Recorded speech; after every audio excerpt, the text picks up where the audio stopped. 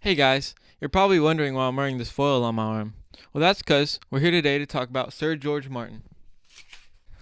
George Martin was born to a family that was somewhat interested in music, although he became obsessed with music after playing around with the piano and taking a couple of piano lessons. Although he was very interested in music, that was not his first goal in his career.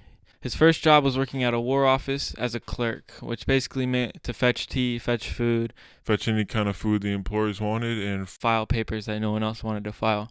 At the age of 17, George Martin joined the Royal Navy as a commissioned officer, but he was never in the field. He never got into any battles because the war was over before he could actually start anything. He used his veterans grant to pay for 3 years of music school where he studied piano and oboe. After he graduated, he worked under EMI to the assistant of Oscar Prouse. Oscar Prouse was the head of Parlophone Records, which was a branch of EMI, and after 5 years, he became the head A&R of Parlophone Records, where he would work on certain comedy acts and a couple pop hits, but he wasn't that used to pop hits, and he was just searching for that pop group that could really make a big bang in the industry. And that's when he talked to Sid Coleman, who told him about the Beatles manager. Brian Epstein was the manager of the Beatles, and it took 2 or 3 meetings for George Martin to be convinced that the Beatles were the future. George Martin was called the fifth Beatle for a reason. He was a prolific arranger and composer and helped create dozens of Beatles records with his own personal touches, along with Geoff Emerick, which he also worked with very speed and editing a lot. Like on Strawberry Fields Forever, for example, was 2 separate takes merged together with careful use of the tape machine, which is genius. If you ask me, genius.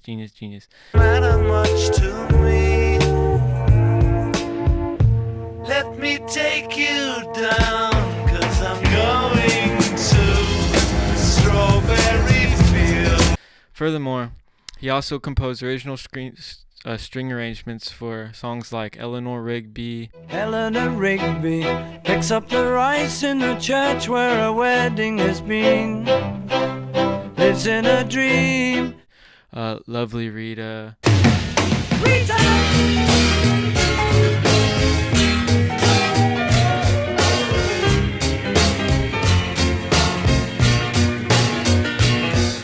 and countless other songs that I don't even have the time to talk about right now.